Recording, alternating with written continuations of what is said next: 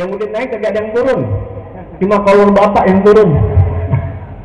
Benar begitu? Ibu-ibu bilang betul. Ini cantik-cantik banget ini bu. Ya Allah, coklat pakai bintik-bintik begitu. Warnanya coklat bukan, keren bukan, apa itu bu? Ibu-ibu pengajian keren bu, keren banget, bapak-bapak udah paham dah. Ya, hari Senin pakainya hijau-hijau, udah kayak angkot Bekasi. Hari Minggu pakai biru-biru kayak angkot Bogor. Jumat dia pakai putih-putih kayak angkot Pondok Labu. Cuma yang lucunya pas kondangan minta beli baju lagi. Oh padahal seragamnya udah 7. Tapi girang kita. Kenapa? Suka cinta sama pengajian. Insya Allah yang doyan ngaji, insya Allah matinya husnul khotimah. Nggak ada yang lain seindah ngaji. Karena dengan ngaji kita benar dalam ibadah kita. Ibadah yang benar pasti hidupnya senang dunia akhirat. Terutama sholat. Inna sholata tanha anil fahsyai. Udah jelas, sholat itu yang mencegah dari perbuatan keji. Orang kalau nggak berbuat keji dan munkar, hidupnya senang dunia, senang. Mau nggak begitu? Alhamdulillah. Alhamdulillah, dalam peringatan Maulid Nabi besar Muhammad SAW dan milad yang ke-7 Majelis Taklim Al-Husainiyah. Temanya apa ini? Tema meneladani akhlak Nabi Muhammad SAW di era modernisasi. Apa era bu? Masalahnya zaman sekarang kan keren-keren, tapi yang ditanya nggak paham. Percuma. Kayak ahli politik kalau ngomong keren-keren, kita ngangguk aja ditanya lu paham nggak? Kagak. Kita dibohongin. Paham nggak di sini? Era ini masa zaman menurut Kamus Bahasa Indonesia. Modernisasi suatu peradaban zaman yang berubah. Wah lu keren lu pakai tank top modern. Padahal bukan modern pakai tank top. Pusar kelihatan, mending kalau cakep bodong. Udah kalau digaruk ngebul lagi. Ketabunan. Busik. Dibilang modern pada kembali pada peradaban yang terdahulu. Kalau kita benar meneladani Rasulullah SAW, ikutin sunnah-sunnahnya, benar kita ikutin beliau, maka kita orang yang sudah modern. Karena Rasulullah diberikan ilmu awalin wal akhirin, ilmu yang dahulu, seperti tahu sejarah-sejarah Nabi. Dari mana Nabi Muhammad SAW tahu tentang Nabi Yusuf? Padahal kisah di Al-Quran sekian aja udah, tapi ceritanya begitu hebat di dalam tafsir-tafsir. Dari mana tafsir ulama tahu? Kan kita baca Quran konteksnya aja, tapi tafsirnya begitu luas. Dari mana ulama tahu kalau bukan dari guru-gurunya sampai kepada baginda Nabi besar Muhammad? Jadi yang diberitakan ini Nabi Yusuf, tapi detailnya Nabi Muhammad tahu. Dari mana? Allah yang kasih ilmu awalin, tahu surga begini, dan ilmu akhirin, yang nanti dibicarakan surga neraka begini, kejadian akan begini, sayati zamanun, zaman akan begini. Itu semua dari Nabi Muhammad. Dari mana Nabi Muhammad? Tentunya dari sang pencipta alam jagat raya ini, Allah Subhanahu wa Ta'ala. Baik, karena ini berkenaan Maulid Nabi besar Muhammad SAW, tentunya saya nggak keluar dari konteks tentang sejarah Nabi. Kalau acaranya khol, ya kita bicara masalah khol. Kalau bicara tentang sunatan, ya kita bicara sunatan. Jadi biar pulang dapat ilmu. Jangan kita cuma teriak nih saya dadah, pulang bapak-bapak nggak dapat ilmu. Maksud datang ke sini kan bukan sekedar makan. Datang hadir maulid, pulang bawa bekal ilmu di dalam maulid sesuai konteksnya. Ketika datang masalah akikah, peringatan akikah, kita pulang dari sini dapat. Jadi ketika kita pulang kita bisa tahu apa sih itu akikah, dan bisa kita amalkan. Seseorang yang beramal dengan ilmunya pahalanya berlipat-lipat. Insya Allah pulang dari sini kita dapat ilmu, kemudian bisa diamalkan.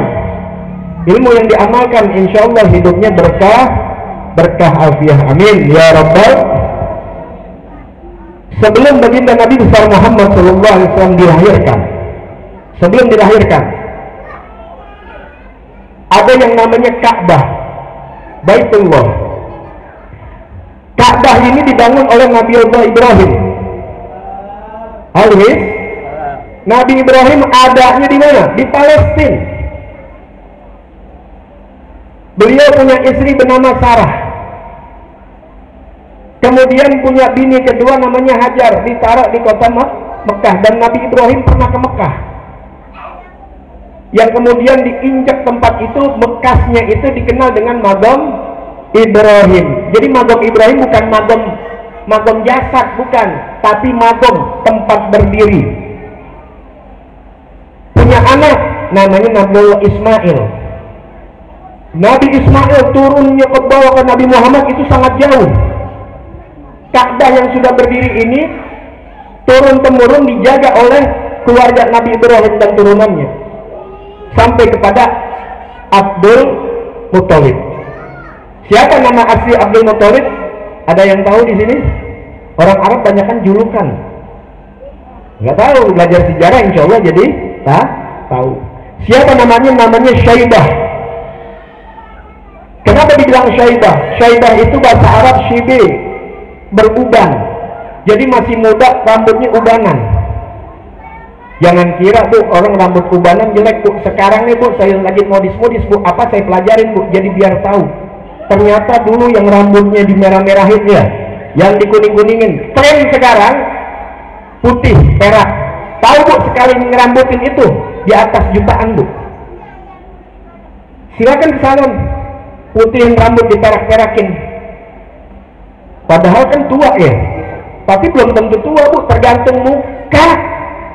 Kalau mukanya cakep diapain juga enak. Lah muka anjur-anjuran, boleh udah geseng pakai dikuningin. Lucu kan? Hah? Ya nggak sedap kalau orang udah cantik, udah enak aja, ganteng udah enak, Habib Bahar ganteng dipirangin cakep lah. Kalau aneh, nggak pantas muka udah nggak kelihatan Habibnya kayak Betawi. Makanya nggak apa-apa, hobi saya kan Betawi, makanya dibilang Habib Betawi. Ya Ibu silakan, mumpung belum lupa, silakan di subbreaker ya. Di subscribe ya. Betawi cakep banget, ngomong subscribe susah ya, ntar jadi monyong mulut kita. Subrek aja dah di YouTube Habib Betawi. Kenapa? Biar gampang nyarinya. Kalau cari Habib Faisal dibuka di Google banyak banget Habib Faisal. Wah, ntar salah, kalah ganteng saya. Kalau Habib Betawi nggak ada aja, udah satu-satunya dah tuh. Ya, saya mau ceramah di Jawa, di Sunda, nggak tinggal, tetap bahasa Betawi. Cuma saya Betawinya bukan pinggir Bu, nggak pakai enggek, nggak pakai bagen. Bukan Bekasi, walaupun saya tinggal di daerah Bagen Bu, Cipayung ke sono. Orang sakit digendong ibunya baik. Saktinya orang Cipayung, orang Tajur Halang, orang Bojong. Anak kecil digendong ibunya baik. Dan saya kasih tahu Bu, anak kalau lagi sakit, lagi panas, jangan didudukin, mati. Hah? Jangan didudukin, mati. Kalau nggak paham bukan orang Betawi. Orang Betawi jago plesetan. Konteksnya kemana harus dipahamin. Paham nggak? Orang sini jago-jago nih. Orang mana Cikunir. Jalan di atas listrik nggak mati. Jalan di atas listrik di atas maksudnya. Lah itu apalagi bahasa Quran nggak bisa ditafsirkan sembarangan. Kalau bukan orang ahlinya. Siapa ahlinya? Rasulullah. Hanya Rasulullah yang mengenal, yang mengetahui bahasanya Al-Quran, bahasanya Allah. Dari Rasulullah yang mengerti bahasa Rasulullah, kalau sahabat kita nggak kenal. Makanya gampang banget bid'ah-bid'ahin, baca kitab hadis. Karena dia nggak kenal bahasa Rasulullah, nggak bisa. Yang bisa mentafsirkan bahasa Rasulullah hanya para sahabat. Turun terus dari sahabat kepada tabi'in. Alhamdulillah kita punya kitab-kitabnya sampai guru kita ngerti caranya dengan bahasa kita. Aneh, jangankan jauh-jauh Bu, pakai bahasa Arab, pakai batra hadamut, Ibu ngangguk-ngangguk pulang. Wah, Masya Allah, pas pulang Habibnya bisa bahasa Arab, isinya apa? Tahu. Buat apaan? Tanya tuh ustaz-ustaz kita yang bisa bahasa kitab. Ketika ngajarnya dengan kitab aja, atau kitab Melayu Habib Usman, kitab Melayu, Arab Melayu Bu, Arab Melayu Puncer, Melayu Tinggi, kadang-kadang kita nggak paham Bu. Makanya Betawi aja banyak cengkoknya. Kalau saya Betawi ini Kebon Baru Cawang, tahu Kebon Baru Cawang, Tebet, anak Tebet ada Bu, cuma kecamatan Tebet, masih Kebon Baru Bu. Ini bahasanya udah begini ya.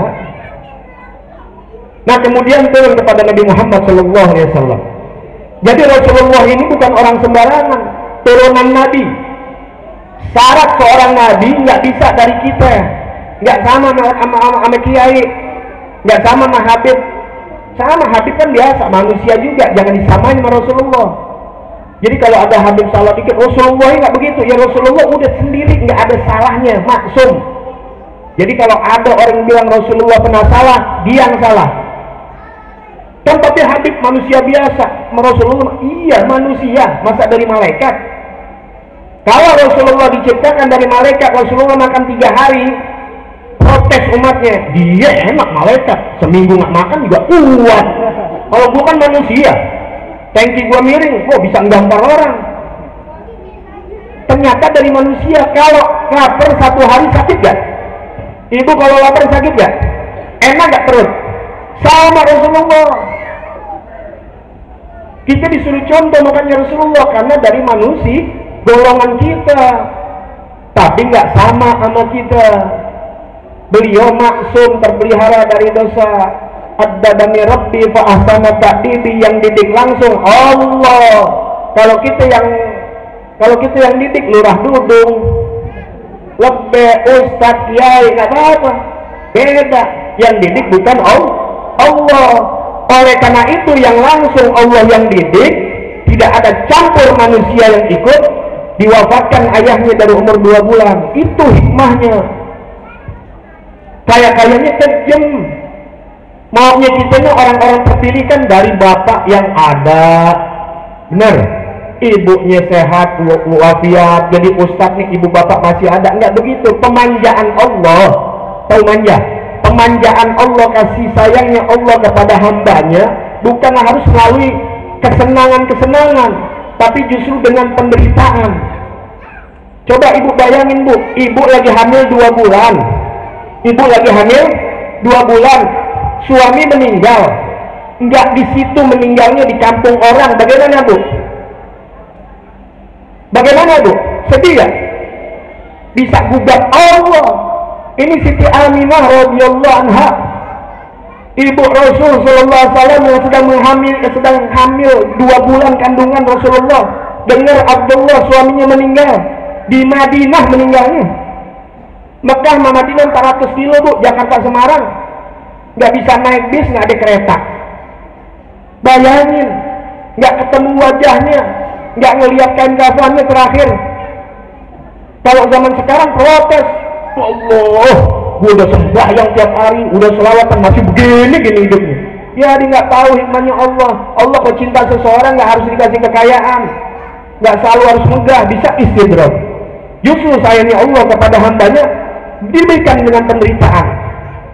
Padahal bukan penderitaan sebenarnya. Kalau kita belajar agama, kalau kita rasul, itulah nikmat Allah yang sesungguhnya. Itu yang diberikan kepada Rasulullah. 2 bulan di kandungan ayahnya meninggal. Umur 6 tahun lagi lucu-lucunya, diajak sama ibunya.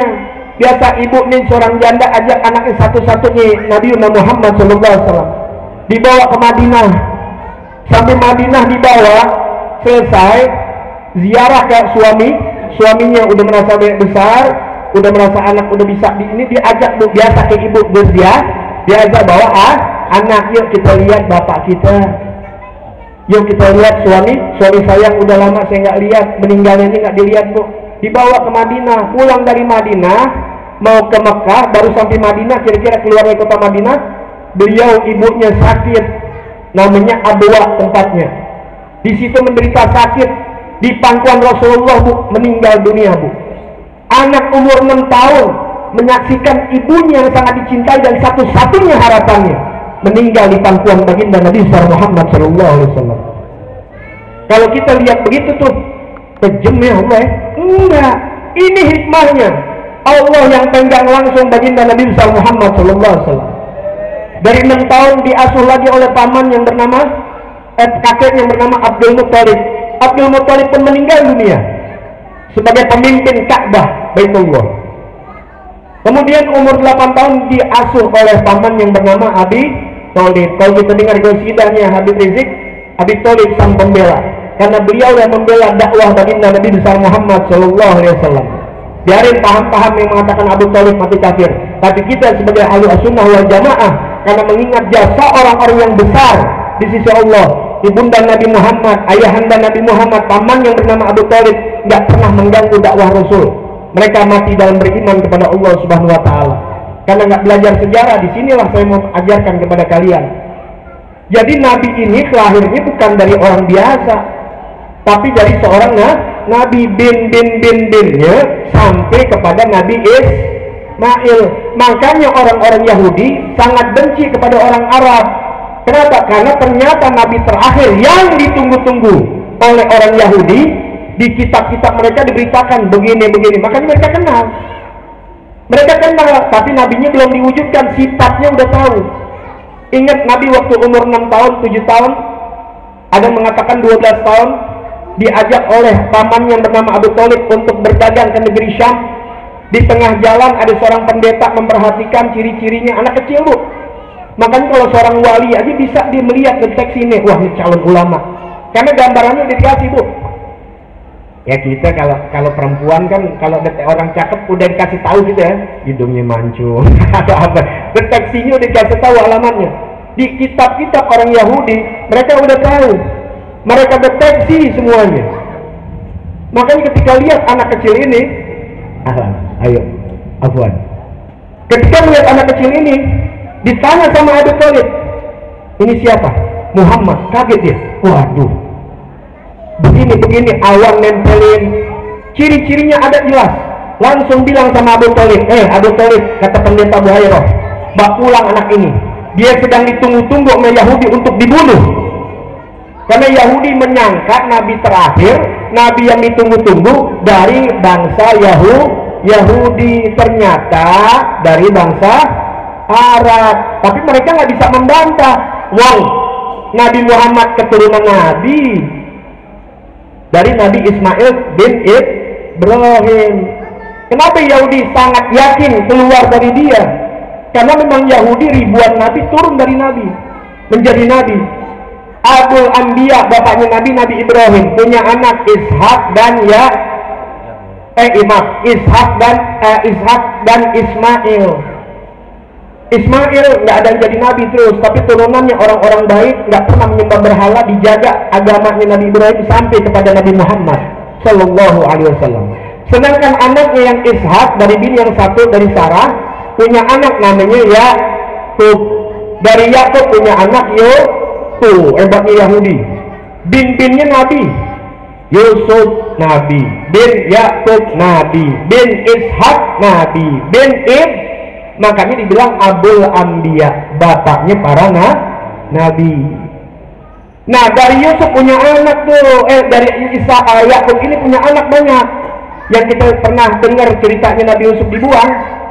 Padahal Nabi Yusuf dibuang, saudaranya Nabi. Bukannya jahat, Nabi bukannya jahat, nggak ada salah. Kalau nggak disekenariukan oleh Allah Subhanahu Wa Taala, nggak ada ceritanya Nabi Yusuf harus jadi raja. Kadang orang yang jadi raja itu harus dipenjara, kadang harus dibuang. Itulah hikmahnya. Makanya jangan pernah menyesali meratapi hidup kita yang lagi acak-acakan. Jangan, dekat bodoh sama Allah. Pada saatnya nanti ada jalan keluarnya. Fa'in nama al-usri. Kalau sekarang kan udah ngedubel duluan, ya udah berantakan baik sampai hati. Mudah-mudahan pulang dari sini tambah kuat keimanan kita kepada Allah. Allah nggak jahat sama kita. Yang kita udah beribu-ribu kali berdoa minta duit biar umroh, belum umroh juga, belum haji juga, bukannya Allah benci sama kita. Semua doa kita, insya Allah kalau kita mati belum umroh, belum haji, tapi niat kuat, duit udah dikumpulin, belum cukup, insya Allah nanti di yaumil qiyamah udah dapat gelar haji dan gelar umroh. Yang perlu kan bukan gelarnya, paha. Daripada udah berkali-kali haji gelar doang, pahala kagak ada, buat apa? Gelar haji kan udah meninggal, udah kagak disebut orang lagi. paling juga di nisani cuma hak, nggak disebut, tapi bukan haji, bukan siapa, tukang sampah, pemulung dan sebagainya. Tapi kalau akhlakul karimah, orangnya baik, di kampung baik, namanya selalu disebut sama orang. Benar gak? Dia tuh biar tukang sampah, subuhnya rajin 5 waktu, belum azan udah datang, kan begitu orang ceritain. Daripada gelar banyak, oh jangan ikutin tuh, dulunya waktu itu korupsi, ya Allah udah mati difitnah, masih dapat fitnatul mahya wal mamat, fitnah mati dan fitnah hidup. Jangan sampai Bu ya, hidup kita difitnah, mati. Ada gak orang mati difitnah? Ya banyak, udah mati difitnah. Ya tahan ya, udah banyak kejadian. Ntar kalau kita ngomong sampai politik lagi, itu seremnya. Baik. Nah Yahudi ini punya anak Yusuf, ya maaf bukan Yahudi, maksudnya bangsa Yahudi, bukan anak Yahudi dulu, bangsa Yahudi. Sampai ada namanya dikenal Bani Israel. Bani Israel inilah yang hanya boleh memeluk agama Yahudi. Kemudian di Nabi Isa agama Nasrani. Makanya mereka diutus oleh Allah Ta'ala dalam Al-Quran untuk kaumnya. Tahu kaumnya? Kaumnya apa? Bani Israel. Jadi yang berhak beragama Nasrani dan Yahudi hanya Bani Israel. Makanya yang masih pegang adat istiadat itu adalah bangsa Yahudi. Orang Yahudi mengharamkan selain Bani Israel sekarang untuk memeluk agama Yahudi. Gak boleh, kalian bangsa hina, bangsa hewan. Makanya dirusak ancur-ancuran kita dengan tradisi akhlak yang bejat, na'udzubillah min dzalik. Dia ingin kita semuanya seperti binatang, hanya dia. Tapi turunan Rasul para habaib enggak pernah merasa bangga, lain berusaha, justru diajak supaya dekat dengan Rasulullah.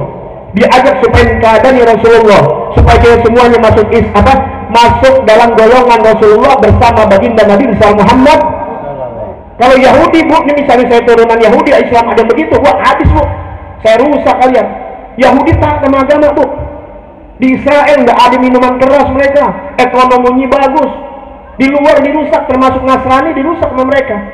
Mereka yang bunuh Nabi Isa, yang rusak, padahal Nabi Isa diangkat oleh Allah. Mereka yang bikin rekayasa. Makanya ingin rekayasa Nabi Muhammad SAW sampai sekarang karena ada turunan yang menjaga Nabi Isa, nggak ada. Masih muda beliau.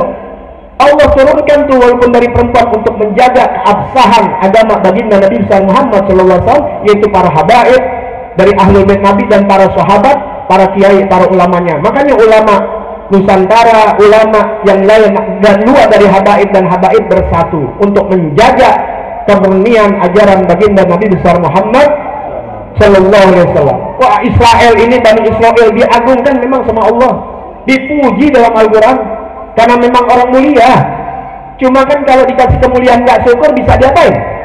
Dihina sama Allah, mudah. Jadi dia merasa bangga.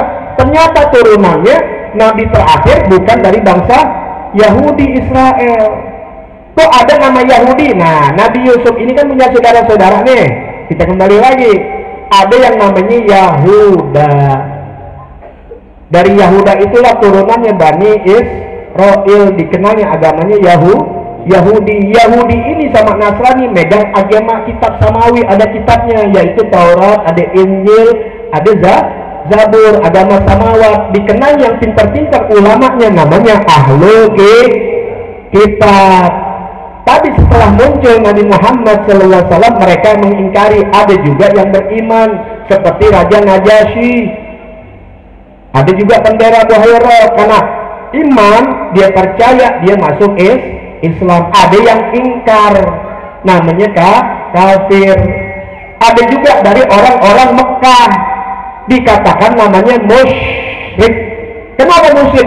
Dia percaya sama Allah, tapi dia nggak percaya dengan kekuasaannya, dengan tauhid kepada Allah. Lata, Uzza, Hubal dijadiin dewa, dijadiin anak-anak Tuhan, dijadiin perantara kepada Tuhan. Makanya mereka tahu Allah, tapi mereka syirik. Orang syirik bahasa Arabnya pelakunya namanya musyrik. Kalau banyak musyrikin disebut dalam Al-Quran, innalladzina kafaru, sesungguhnya orang-orang yang kafir, min ahlil kitab wal musyrikin.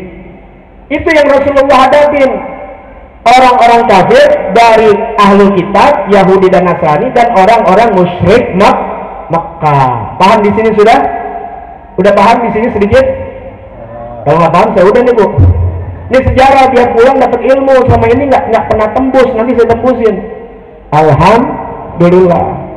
Jadi Nabi menghadapi Yahudi, Nasrani, dan orang-orang musyrik Mekah. Anak siapa ini? Nanti sakit jatuh dan main di situ tuh, ya. Bagi dong. Ya, rehat dulu sebentar iklan ya.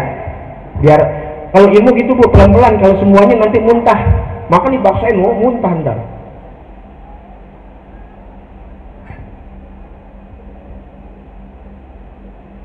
Baik. Siapa megang Ka'bah? Abdul Muthalib. Yang ngurusin haji Bu, ada haji ngurusin biasa kayak sekarang haji kan Ibu pernah haji pernah umroh kan ya, ada travelnya, ada penginapannya, ada ini dan sebagainya. Dari zaman dulu ada tuh sampai zaman Abdul Muthalib yang ngurusin haji dan sebagainya. Pusat pembelanjaan, pusat perdagangan luar biasa di Mekah. Jadi income, tau gak income? Ini kira-kira di Cikunir kalau ada tempat wisata yang keren jadi income kan? Begitulah Mekah dari dulu Bu, sampai sekarang. Sampai sekarang income yang jualan laku, coba di Palacarahul. Yang dagang plastik laku, yang dagang minyak, sampai yang ada nyolong sendal. Ini kalau di luar konteks ya. Artinya subhanallah. Subhanallah. Bisa berputar duit di acara Rahul dan Maulid. Di Mekah begitu juga dari dulu, di Ka'bah Baitullah. Nah, ada seorang raja di Yaman nggak mau orang pusat perhatiannya dunia ini kepada Ka'bah di Mekah, maka dibikin tandingan, bikin tuh ke Ka'bah, nggak laku, kagak laku. Caranya biar laku, yang aslinya mesti dihancurin. Maka dia datang bawa pasukan gajah yang dikenal Raja Abroha, bawa pasukan gajah banyak, dari Yaman. Dia punya pusat kerajaannya di Habasyah, yaitu Habasyah Ethiopia. Karena nggak mungkin di Yaman, bapak kan bingung, gajah dari mana nih? Ya kiriman dari Afrika, dari dulu banyak gajah. Nah, jadi jatuh ceritanya, kalau cerita doang kan bapak di rumah mikir, perasaan di Arab gua nggak ketemu gajah, tapi cerita jangan-jangan sejarah bohong. Ya yang nerang ini kagak paham. Maka saya mau pahamin, jadinya sama ini bapak baru terbuka. Nanti saya akan buka kenapa Nabi disambut dengan tola'al di Madinah. Kan Nabi belum masuk Madinah, belum islamin orang di Madinah. Kok bisa? Nah itu orang Islam ditanya begitu, begitu ceritanya. Dibelokkan sama orang-orang yang benci Islam itu bohong. Nah akhirnya iya, karena nggak belajar sejarah yang benar, dan yang neranginnya nggak paham. Ya, apa deh? Oh saya minta sumbangan. Ya, biar relax. Ya, Anda udah begini dah, ya. Aku gitu. Anda nggak pernah ikutin cara ini ya. Genrenya kalau musik tuh ya udah begini dah. Ya suka silakan, nggak suka jangan jauh-milin ya. Suka alhamdulillah pulang, nggak suka jangan nggak diamplopin. Keluarga udah penuh, jangan diamplopin. jangan dipikirin Bu, diamalin. Baik. Ya, saya belum buka catatan ini Bu, ya baru konteksnya aja supaya nggak keluar. Raja Abraha ini benci, dibawa pasukan. Nah itu menjelang kelahiran Rasul Sallallahu Alaihi Wasallam kurang lebih 2 bulan. Di kitab Habib Utsman 50 hari. Umur 7 bulan di kandungan tuh, 2 bulan sebelum Rasulullah dilahirkan, Raja Abraha datang untuk hancurin Ka'bah. Singkat cerita, karena cerita saya bukan ke situ aja. Ya, bukan cerita ke situ aja habis. Sebab kalau saya gambarin panjang-panjang Bu, maaf, butuh pengajian. Ya, jadi saya ngomong dari sekarang, kalau Ibu demen ambil sejarah, saya buka luas. Sebulan sekali saya bisa ngajar sejarah. Kalau Ibu Bapak demen, silakan undang saya tiap bulan, saya buka pengajian. Tapi kita buka khusus sejarah. Saya undang dari sekarang, kalau mau, kalau nggak mau juga nggak apa-apa. Ngamen ibaratnya. Terutama ibu-ibu, Habib boleh ini sejarah. Nah saya runut nanti dari awal. Sebab kalau sekarang, waduh, sejarah Nabi nggak bakal habis, 7 turunan juga. Lah ibu bisa suruh saya dengerin 7 jam, lah saya mampus. Bebusa 7 jam, ayam juga. Lain tidur baru 4 jam, udah berapa hari ini undangan mulu, biarin dia biar capek. Alhamdulillah ada rezekinya emang di situ. Ya, kita nggak datengin, kita nggak turutin, orang mau sama kita, nggak boleh kecewain. Jangan hilangkan penasaran orang, jangan hilangkan penasaran orang. Jadi orang di Sunda, biasa di Sunda, jangankan hilangkan penasaran orang dengan rasa kecewaan, sebab rasa kecewa itulah yang akhirnya menghilangkan penasaran seseorang. Benar gak? Gue penasaran, katanya orang situ cakep tuh perempuan, dia datang ancur-ancuran, penasarannya hilang kan? Karena kecewa. Makanya saya begitu, saya nggak terima undangan banyak. Malam ada 2, ada mau 3. Kalau saya udah waktuin begini dia nggak bisa, nggak bisa Abid datang jam 12, ya saya nggak bisa karena udah ketiga ini. Ya udah, kalau nggak mau nggak apa-apa, cari yang lain. Saya nggak penuhin, iya aja, akhirnya telat atau nggak datang, kecewa deh panitianya, kecewa ya ininya, akhirnya nggak demen lagi. Biarin dia penasaran. Ada yang sampai 3 kali ngundang gagal terus, saya nggak bisa. Akhirnya ngundang juga, karena masih penasaran, jangan penasaran gitu. Saya bukan pelagu sih Bu, saya nggak bisa ngelagu ya. Cuma kalau saya mau balik banyakan lagu, apalagi lama, itu biasanya emang konsep ceramah, biar materinya dicitan dikit. Dan saya nggak bisa gitu-gituan, qasidah ya qasidah, ngomong ilmu-ilmu. Sampai mana tadi? Sengaja saya tahu Bu, nyimak apa kagak. Kalau dibilang sampai mana, itu penasaran kan tambahannya doang. Sampai Raja Abraham, dia mau anjing Ka'bah, nggak bisa. Singkat cerita, akhir pertolongan Allah datang Tairan, Abah tarmihin di jaratin. Saya nggak panjangin lebar, mungkin ibu udah lebih tahu. Selesai sudah. Disitulah kemudian setelah itu lahir muncul Nabi Muhammad Sallallahu Alaihi Wasallam. Nah, jadi Ka'bah ini jadi pusat perhatian, pusat ekonomi, perdagangan semuanya. Jadi seperti Abraha tuh ingin dia mau Ka'bah kembali kepada dia, mau dibikin, nggak bisa. Ini yang bangun Nabi Ibrahim atas perintah Allah, sudah nggak bisa diganggu gugat. Singkat cerita, kita cepetin aja dah. Makanya kalau mau belajar sejarah, nanti umur tahun, 2 tahun, 3 tahun, saya akan bahas. Akhirnya pada umur 40 tahun diutus oleh Allah Subhanahu Wa Taala menjadi seorang Rasul. Diam-diam dulu. Singkat cerita sampai terang-terangan. Dikumpulin dulu pertama bukan orang lain, keluarga. Jadi kalau mau dakwah jangan orang lain dulu, dakwah dulu keluarga. Jadi mau balik jangan cerita, ibu-ibu sekalian, jangan buka aurat. Bininya lagi di kelurahan lagi senam, ya dikatawain orang. Sebelum nasihatin orang, nasihatin diri dulu sendiri. Paham di sini? Setelah nasihatin diri kita, baru kalangan keluarga kita. Setelah itu baru tetangga-tetangga kita. Itu Rasulullah. Keluarga dulu dikumpulin tuh. Saudaranya ada Abu Lahab. Abu Lahab saudara bapaknya Abdullah, Sayyidina Abdullah. Ada jawabannya biasa, apalagi paman ya. Anak baru kemarin lu lahir lagi gue girat. Ali hadza jama'tana ya Muhammad. Itu dia ngali. Ali hadza jama'tana ya Muhammad. Untuk ini lu kumpulin gue, pakai ngajarin gue untuk bertauhid. Nabi pertama bertauhid. Kenapa? Karena tadi saya bilang dia musyrik. Dia ikutin agama nenek moyangnya yang kembali kepada Nabi Ibrahim, satu kakek. Tapi kesirikan banyak, Nabi benahin. Anak baru kemarin loh, dari kakek-kakek gue di jalannya begini kok. Tuh lihat, terutama dari pamannya dulu yang begitu. Sampai berkata, tabbanlah ya Muhammad. Saya bukan ngomongin Nabi Muhammad, ya bukan ya. Nauzubillah min dzalik, ini karena kisah. Celaka engkau ya Muhammad. Tabbanlah ya Muhammad, alihada jama'tan. Celaka engkau ya Muhammad. Untuk ini kau kumpulkan kami. Anak baru kemarin panjang deh Bu. Singkat cerita akhirnya turun surah Tabbat Yada. Langsung dibalik sama Allah Ta'ala. Bukannya Allah yang bersuara, jangan salah. Yang keluar saya lisan Nabi Muhammad, wahyunya dari Allah. Dibalikin lagi Tabbat Yada. Apa? Celaka Abu Lahab, secelaka-lakanya. Bahasa kasar gak tuh? Kagak, bahasa kebenaran. Jadi kalau kita lagi ngomong celaka orang-orang yang zalim, tuh Habib kasar banget ngomongnya. Kan ada Habib yang digituin orang mulu, dikata kasar, dikata nyumpahin orang. Ini kebenaran enggak, bukan kasar. Ini langsung lisan Rasulullah keluar dari Allah. Ketika dikatakan oleh Abu Lahab, tabban laka ya Muhammad, celaka engkau ya Muhammad. Turun surat Allah yang bela tabbat yada Abi Lahab. Bukan hanya Abu Lahab, termasuk istri-istri disebut oleh Allah Ta'ala.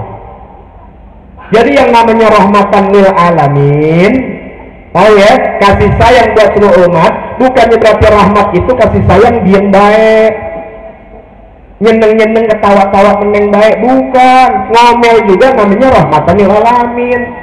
Bapak, rahmat kan artinya sayang. Saya tanya nih yang punya rasa, ibu-ibu, bapak-bapak sekalian, punya anak manjat tiang listrik, naik sutet, listrik gede mau dipegang, ibu ngomel apa kagak? Ngapain ngomel? Nggak boleh, Rasulullah pernah ngomel. Banyak yang ngomong begitu mau balik. Itu kenapa ibu ngomel? Kenapa bapak ngomel? Karena sah. Itu namanya rahmat.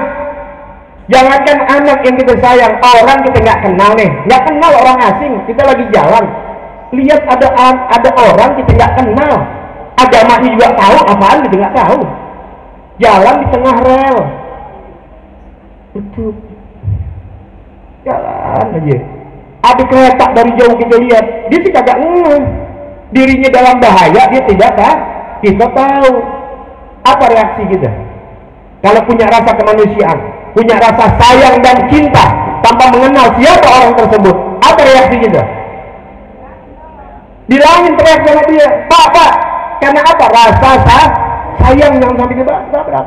Udah dibilangin, tetap aja dia nggak sadar dengan bahaya yang akan datang kepada dia. Kereta semakin dekat, apa yang kita lakukan? Tarik, bisa kita dorong, kumprak aja kita tomplok dia, berdarah dia, luka dia, sakit dia, karena sayang kita sama dia. Gitu seperti Habib Rizik dan sebagainya, bukan kebencian, karena sayang. Jangan diartikan ini ada orang yang ingin mengadu domba kita umat Islam, yang mengadu umat Islam dengan umat Islam, yang mengadu domba antara umat Islam dan umat Kristen dan yang lainnya, mengadu domba antara Sunda, Batak, Jawa, Betawi dan sebagainya. Jaga persatuan kita, biarkan ulama-ulama berjalan dengan caranya masing-masing. Saya begini, ya udah begini. Mungkin saya dibilang back bukan, Bu. Dibilang penjaga UAU pertahanan bukan, dibilang penyerang juga bukan. Anak gawang tuh saya biar bola yang lain keluar. Jadi jaga persatuan. Kita jangan sampai bu bela Habib ini, bu bela Habib ini, bu kiai ini, ulama ini, organisasi. Jangan, bersatu. Kita nggak sadar negara kita sudah 360 tahun dulu dijajah. Negara mana yang paling lama dijajah kalau bukan Indonesia? Berarti Ankara. Aduh dong. Jadi kita sibuk, dikit lagi mau pilpres nih. Jangan sampai kita sibuk. Urusannya susah-susah juga tadi. Bukan kita nggak cari pilihan, tetap cari pilihan, harus ikhtiar. Tapi jangan sampai berantem. Buktinya kan kemarin kita berantem. Dia duduk bersama, sampai sekarang masih berantem kita. Nggak kelar-kelar. Jangan. Ya, ulama-ulama kita juga nggak mau ada perpecahan. Cuma karena ada orang-orang yang jahat, dia upload ini kemudian dipotong-potong. Paham ya? Giliran saya lagi keras nih, dipotong. Wah, Habib keras. Kayak tadi saya tolak, celaka ini nih. Di segitu aja durasi 3 detik. Hancur anak kita, difitnah orang. Paham di sini? Kalau namanya fitnah, Bu, nggak bisa ini fitnah perempuan lagi bisa, Bu. Itu yang saya bilang rahmat. Nih contohnya Nabi Musa alaihissalam. Tahu Nabi Musa? Kenapa sama Fir'aun Nabi Musa nggak pernah doain? Kan Fir'aun ngaku Tuhan, geblok banget. Kenapa nggak dibuat celaka sama Nabi Musa? Kemudian Nabi Musa kenapa nggak lawan? Malah kabur, diumbar-umbar oleh tentara. Bisa aja perang, ngangkat tangan juga mampus tuh Fir'aun. Sampai ke tepi laut bingung. Allah firmankan kemudian dengan selawat, kemudian baca Allah malakal hamdu. Ini baca nih, apalin kalau lagi sulit seperti Nabi Musa. Sono air mentok depan penguasa zalim. Allah malakal hamdu wa ilaikal mustaka wa antal musta'an wala haula wala quwata. Nanti minta sama guru, sama ustaz Saifullah, ya, ada di kitab tuh bacaannya. Insya Allah kalau pagi dibaca kesulitan hilang.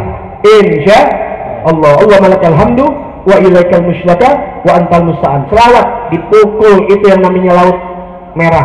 Pakai tongkat, Bu, bisa kebelah, Bu.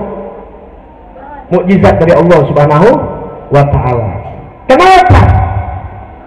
Perlu diingat. yang dibilang mau'izatul hasanah, harus mau'izatul hasanah, itu kan Nabi Musa dapat wahyu. Kenapa? Karena ingat Fir'aun biar dia ngaku Tuhan, itu bapak angkatnya Nabi Nuh. Karena Nabi Musa waktu dialirkan, ingat mau dibunuh, semua laki-laki yang lahir dibunuh. Fir'aun ultimatum, teriak-teriak, siapapun yang mengawal, bunuh. Ibu Nabi Musa takut, Bu, anaknya dibunuh. Maka cari tempat yang sepi, tapi bingung. Allah wahyukan untuk ditaruh di air, dibikinin sungai, jalan masuknya ke istana Fir'aun. Fir'aun lihat anak kecil, mesti diapain? Dibunuh gak ternyata? Enggak. Lihat Allah punya skenario. Ditinggal di Fir'aun. Ayo Fir'aun gak dibunuh, malah ditimbang-timbang juga Fir'aun digini-giniin. Dia nggak tahu tuh anak kecil yang akhirnya nggak dibunuh, yang bakal meruntuhkan, melantahkan kerajaan Fir'aun. Subhanallah. Jadi jangan pernah pandang jelek apa yang dilakukan. Ikhtiar tetap, mau kerja silakan, yang mau berjuang silakan. Ada Allah Subhanahu Wa Taala. Paham ya? Makanya jangan suudzon sama Allah. Udah baru dagang 3 hari aja, 3 kali aja dagang, udah mulu-mulu, udah jalan. Ada emang cita-cita mau punya mobil Alphard? Emang kalau nggak punya mobil Alphard jadi mati? Mau cita-cita punya rumah gedong? Emang kalau nggak kesampaian punya gedong jadi mati? Nikmatin, syukurin yang ada, kita bisa makan tiap hari, alhamdulillah. Kalau Allah kasih, nanti malah Allah jadi zalim. Sebab yang kecil aja lu nggak syukurin, apalagi yang gede.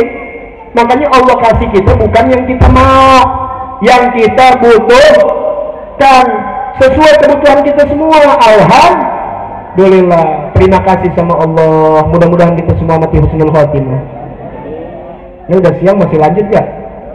Nah, saya kalau nggak bilang lanjut percuma. Ilmu udah apaan sih Habib ngomong, udah gue udah lapar pulang aja udah. Ya, sedikit. Nah, Nabi Musa alaihissalam nggak begitu sama Fir'aun, karena bagaimana juga ada jasanya, balas jasa buat kita semua, ambil hikmahnya. Walaupun bapak angkat tetap wajib kita hormatin tuh, apalagi bapak kan, apalagi yang namanya ibu, darahnya setetes aja yang keluar ngelahirin kita, nggak bisa dibalas dengan jasa kita, nggak bakal bisa. Mau ajarin dia jalan kaki, bawa dia kita gendong, nggak bakal bisa balas jasa ibu kita. Satu tetes darahnya keluar, belum lagi nyusuin. Makanya cintain ibu kita, cintain orang-orang perempuan yang ibu kita, yang ibu-ibu juga. Makanya sampai suruh cintanya sampai 3 kali, hormatnya sampai 3 kali ketimbang bapak. Tapi jangan bapak jangan dihormatin, cuma ada bercandanya, bilang sama anak. Lu tahu hadisnya? Pertama ini siapa? Ibu. Kedua ibu. 3 bapak. Nah, berarti kan ibunya 3. Bukan begitu maksudnya. Mencinta taatnya sama ibu lebih daripada bapak, bukannya 3 kali ibu. Ya, ada lagi perkawinan supaya semua mudah-mudahan yang menikah ini keluarganya mawaddah, sakinah, warahmah. Dicari bini, namanya si wadah yang dapat sakinah, yaitu si rahmah. 3 bininya. Ya salah kiai nyebutinnya. Yang pengantinnya udah ada ngandung. Ya dicari tuh 3 bini, nama bini yang satu udah, nambah lagi 3 jadi 4. Gara-gara salah tafsir ceramah. Baik, itu Musa. Ada lagi namanya Korun. Kalau Korun diangkat tangan sama Nabi Musa, tenggelam tuh. Korun orang kaya tuh, hartanya habis, bukan hanya badannya, tapi hartanya semua habis ke telan bumi. Saking kayanya Bu. Masya Allah, kaya. Sampai akhirnya dikenal kalau kita dapat harta terpendam di dalam bumi, namanya harta karun. Karena orang Indonesia karun, padahal korun. Saking banyak hartanya, tenggelam, rumahnya kemewahan nggak ada yang tersisa, bahkan badannya tenggelam, baru sampai dengkul minta ampun sama Nabi Musa, tolong Nabi Musa minta maaf, enggak, tenggelamin lagi. Udah nggak pandang bulu Bu. Rahmat tuh Nabi Musa, karena siapa ini? Jahat ini orang, provokator. Tahu Korun, padahal Korun itu bukan orang lain, misanan, sepupu, bukan orang lain. Korun orang susah dulu, sepupu Nabi Musa.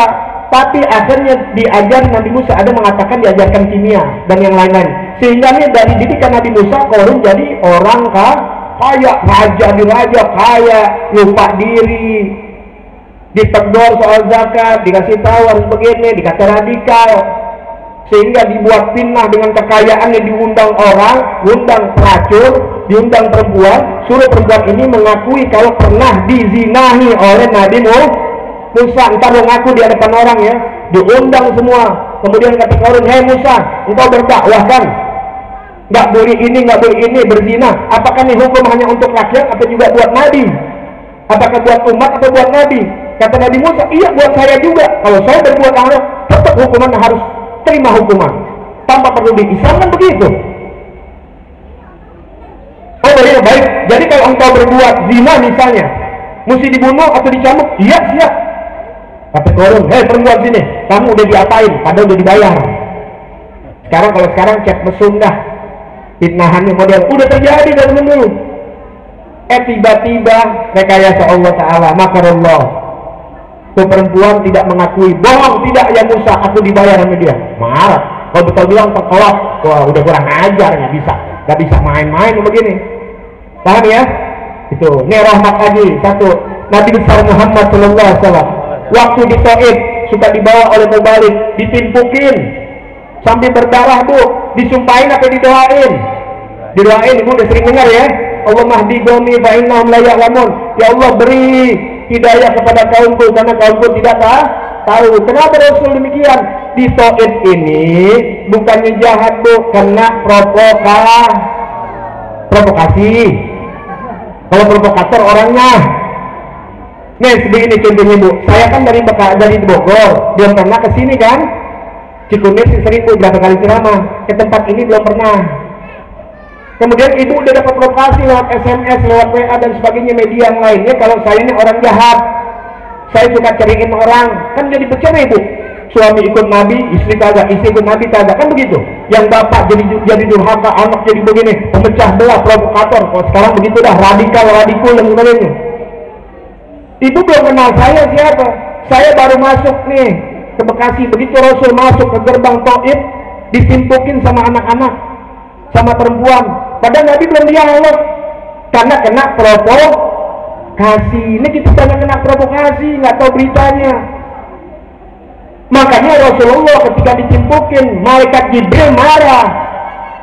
Saya akan hantam sampai gunung biar mampus semuanya, biar mati. Kata Nabi jangan.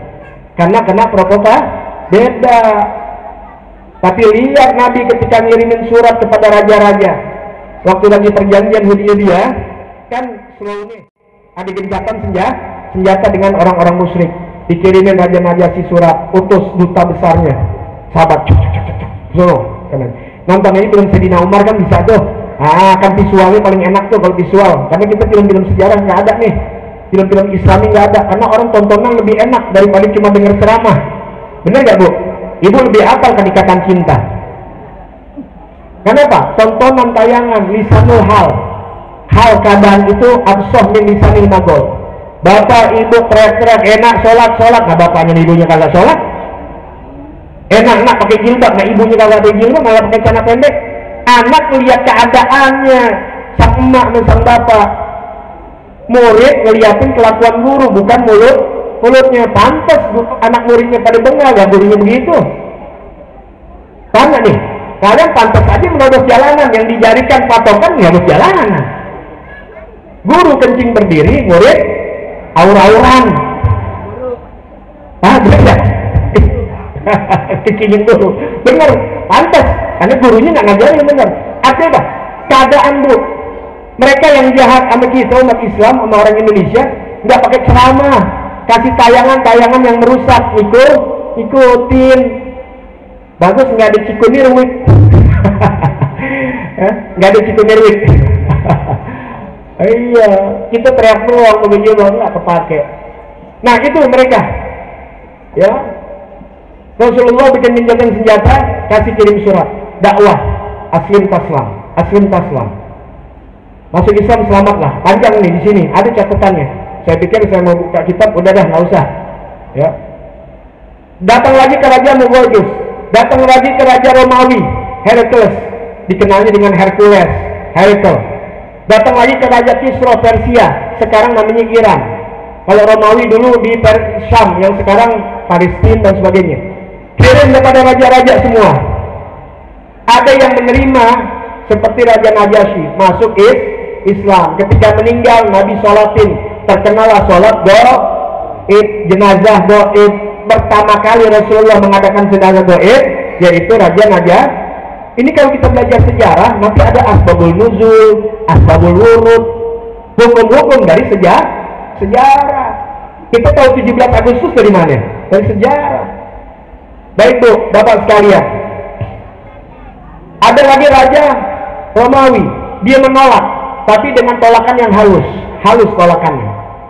Ada lagi namanya Raja Kisra, Raja Persia. Dia tolak dengan tolakan yang jahat. Begini nih Bu, ketika baca, sombong, dia robek-robek suratnya Nabi. Suratnya Nabi nih, brek. Nabi dengar Bu, Nabi dengar pas dapat berita itu. Nabi nggak lihat dapat berita, langsung mazakallahu mulkahu kullu mumazzaq mumazzikon tamzikon. Ya, di dalam kitab ini disebutkan deh, mazakallahu mulkahu kullu mumazzaq. Robek kerajaannya, kekuasaannya dengan serobek-robeknya. Wah, elah pakai maf'ul mutlaq kan serem banget. Hancurkan kerajaannya dengan hancurnya. Nabi doain orang jelek banget. Bukan Bu, ini pelecehan kepada agama. Kan Nabi kan ngajakin masuk Islam, ada nama Allah dan Rasulullah dirobek-robek. Yang begini nggak patut kok diadakan. Nabi ini lisannya. Jadi bukan rahmatan alamin itu bukan diam. Kalau diciptakan banyak. Sama seperti tadi contoh aja, kasih contoh begitu. Kalau sejarah mungkin orang bertentangan. Lu sini, lu sayang sama anak saya. Sekarang anak lu bahaya tuh naik genteng sembarangan. Lu tahu bakal kecelakaan. Dia nggak paham. Kalau kita sayang, dikasih pelan-pelan dulu. Kan kadang-kadang dikasih tahu pelan-pelan, kagak mau, ngebaget juga. Ya kita timpuk. Itu karena sayang. Kalau kita nggak sayang nih, kita nggak sayang. Biarin, apalagi anak tetangga gitu, kita nggak demen banget. Anak siapa? Anaknya Usut. Wah, biarin. Biar jatuh tuh, biar jatuh. Kalau masuk rumah sakit, bapaknya setuk deh. Itu kan jahat. Bukan orang didoain. Justru tuh ulama-ulama bicara itu karena sayang, nggak mau negara kita rusak, nggak mau negara kita dirampas, nggak mau negara kita banyak korupsi, maunya rakyat jadi senang dan baik. Cuma ini akhir zaman.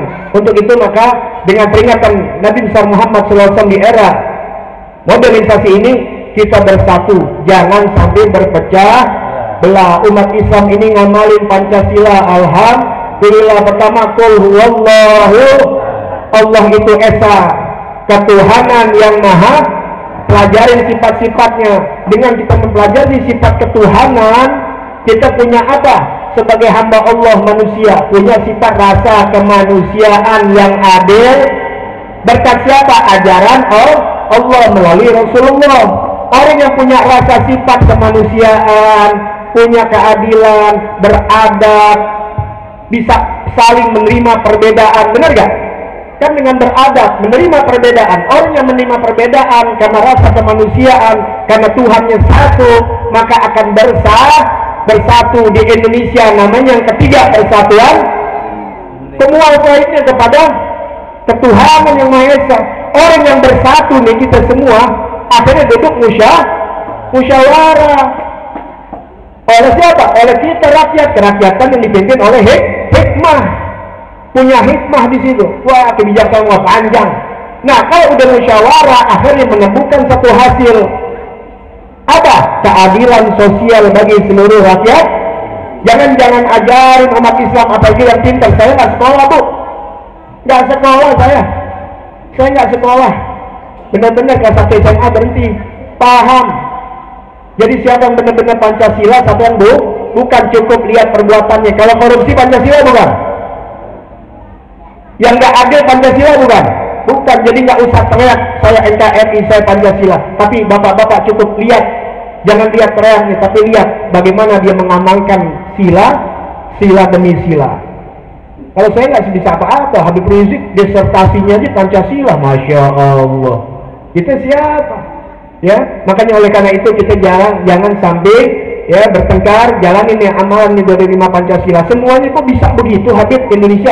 Karena dirumuskan oleh orang-orang nasionalis dan ulama TKR-nya itu Tentara Keamanan Rakyat, yaitu para santri. Mudah-mudahan Indonesia tambah diberkahi oleh Allah Subhanahu wa taala dengan sabab peringatan Maulid Nabi besar Muhammad sallallahu alaihi wasallam. Dan daripada keluarga besar sahibu yang bikin acara Maulid ini, panitia madiniyahnya, Majlis Taklim Al-Husaini, dan para jamaahnya semua, segala hajat-hajatnya digabungkan Allah Subhanahu wa taala dalam keadaan sehat afiat, dan kita akhirnya mati dalam keadaan husnul iman. Bismillahirrahmanirrahim. A'udzubillahi minasyaitonir rajim. Bismillahirrahmanirrahim. Alhamdulillahirabbil alamin arrahmanir rahim maliki yaumiddin. Iyyaka na'budu wa iyyaka nasta'in ihdinas siratal mustaqim. Siratal ladzina an'amta 'alaihim ghairil maghdubi 'alaihim waladdallin. Amin. Rabbana atina fid dunya hasanah wa fil akhirati hasanah wa qina adzabannar wa qina adzabannar wa qina adzabannar. Rabbana la tuzigh qulubana ba'da idh hadaytana wa hab lana min ladunka rahmah innaka antal wahhab. Allahumma ihdina min 'indik وافتح علينا من فضلك وانشر علينا من رحمتك وانزل علينا من بركاتك والبسنا لباس عافيك وعافية في الدين والدنيا والآخرة إنك على كل شيء قدير يا أرحم الراحمين يا أرحم الراحمين يا أرحم الراحمين. وصلى الله على سيدنا محمد وآله وصحبه وسلم والحمد لله رب العالمين. Assalamualaikum warahmatullahi wabarakatuh.